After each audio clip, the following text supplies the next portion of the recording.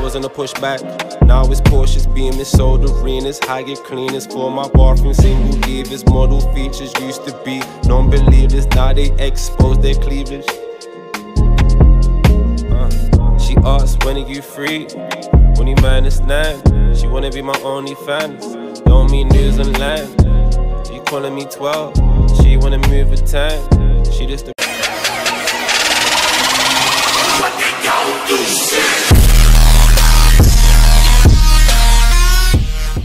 Yo, what's up mga gar? Welcome back to our channel, Kuya Tans Fishard. And for today's video mga gar, mag-update lang tayo doon ulit sa ating kinip na to be fixed, no? Binili natin yon nung Saturday and today is Thursday.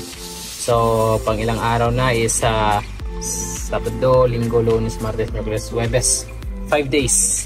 Pang 5 days ngayon and medyo madami na yung ating nabawas and konti na lang ang natira. And out of 5 na lagayan natin mga gar, ito na lang natira. No, isa na lang. Isang lagayan na lang yung natira natin at naipakain na natin yung 4 na lagayan. So ito na lang natitira and as you can see, buhay na buhay pa sila. Kakapalitan natin ng tubig ito and kakabawasan lang natin na pinakain natin ngayong gabi. And kung mapapansin nyo, busog na yung ating mga breeders. Yan, busog na sila, ang lalaki ng mga tiyan. Kaya hindi ko alam kung tama yan na kailangan busog na busog sila. Pero parang okay lang naman. Ayan o. Pagka busog sila, ayan, medyo stay put na sila. Hindi sila masyadong magalaw siguro dahil busog talaga. Yan. Pero pag ginalaw mo yung tubig, galaw din sila ng galaw. So malamang bukas ng umaga, wala, mauubos na yung ating to be fixed. And based sa ating sinunod na advice, no, effective siya. Gagawin lang is ihati-hatiin sa maliliit na lagayan, then konti lang yung tubig, kahit walang aerator, hindi mo na kailangan pakainin, mabubuhay at mabubuhay ang to be fixed. Basta papalitan lang ng tubig every morning and every afternoon. So twice natin lang siya papalitan ng tubig, or kung wala ka namang ginagawa, kahit tanghali pwede mo siya palitan. So 3 beses ganun. So ito yung ating RDSS. Malaki na yun siya ng ating female pero hindi pa yan nagbubuga. Ayan, so andun yung ating male. Napaka-active ng ating male. Pero pag sumisilip tayo, siyempre lumalayo na yan siguro. Ito yung ating pidert. No, may napapansin tayo sa ng kaunti sa ating pidert na may koi jeans. No, parang may mga bumabaluktot. Siguro dahil sa pero pangalawang batch pa lang ito eh. Parang may bumabaluktot yung kanilang buntot. Pero wala tayong magagawa kung magbabaluktot talaga yan. So yan ay kal na agad kung ganun. And dito naman yung ating Santa Claus. Ganun din, may mga bumabaluktot. Hindi ko alam kung saang epekto iyon. Baka kung epekto ba yun ng pag-overfeed, kung epekto ba yun ng pagbubusog talaga sa kanila, o meron lang talagang inbreeding na nangyari. No? Kasi hindi natin alam doon sa binilhan natin kung yung breeder na bili natin ay kung magkapatid ba o hindi. Tapos ito yung selection natin ng ating mga Santa Claus, no, na mga lalaki. Ito sila. So hindi pa masyadong labas yung kanilang kulay. So molting pa rin yan. Unang batch natin na medyo nabansot. Kasi nung mapapansin mo, nung February 14 pa ito. February 14, so magti 3 months na siya sa May 14. So hindi gaanong kagandahan ng tubo. Dahil siguro dahil sa una hindi tayo masyadong gamay sa pag-breed and hindi natin nahiwa-hiwalay kaagad, hindi natin nagabigyan ng magagandang mga pwesto yung ating mga gapi. So isa pala sa mga kailangan mo talagang gawin sa paggagapi, kailangan na kung maliit lang yung space mo, kailangan konti lang din yung iyong strain na inalagaan para pag nanganak, no, mabigyan mo sila ng mas maluwag na space. Kasi nagdepende talaga or may malaking epekto ang space sa mabilis na paglaki ng mga gapi. Kasi nabigyan mo sila ng sample sa isang tank, iilan lang sila. So lalaki talaga sila kasi sila lang yung kumakain doon, sila yung gumagalaw. So ito yung ating mga full gold. Yan. So liit pa lang pero dilaw na yan. Gold na sila. Liit pa lang, 'di ba?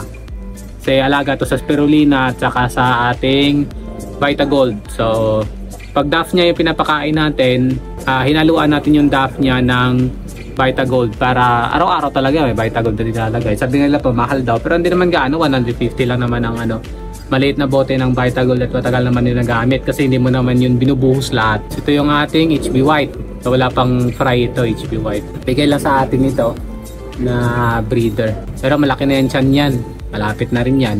Tapos ito yung ating Blue Panda. So, mga maliliit lang yung katawan pero develop na, malapit na yan ito. Pag 3 months na rin kasi yan, yung mga itim na yan. Nahabol lang siya ng mga, itong mag 2 months na yan, yung medyo hindi masyadong develop yung coloration. Yan, mag 2 months pa lang yan. Pero yung medyo itim na, yan, na yan sila, mag 3 months na yan. So, medyo maliit lang talaga. So, ito yung ating mga tuxedo koi. Ayan, binabanatan yung babae na nilagay. Nanganak na nga yung babae dyan pero syempre mga kal naman yan. So may fry pa nga hindi ko nakuha pa. So pinukuha ko kasi yan. So may fry Yung mga fry kasi na binubuga ng mga nilagay na rin ng babae, matik yan, mga chops na yan, mga chops. Dahil sa mga Singa Blue din natin. Kasi ito yung ating Singa Blue din na iba. Kaso nagtatago. Ayan. And dito mga gar, yung ating albino yellow king cobra. Ito yung ating breeder. So pair lang ito na binili natin na 200 pesos. No, dito lang sa malapit sa atin. And bumuga na siya ngayon mga gar. Meron na siyang fry. Ayan. Papansin nyo, may iilan na siyang mga fry. Ang gaganda yun.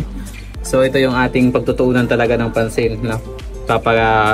Gandahin talaga natin to. Bibigyan natin talaga to ng atensyon yung kanyang mga fry. Kasi ito yung strain na gusto kong na i-retain sa ating fish yard. No, kasi yung ibang strain ay i-eliminate natin. Tulad itong P-Dirt, i-eliminate na natin to. Kasi magbabawas tayo ng strain para makafocus tayo sa konting strain, makafocus tayo sa pagpapalaki talaga, makapag-produce tayo ng mas magaganda. Hindi yung sobrang dami nga ng strain natin, mga bansot naman. Yan. So, babae na lang yung nandyan.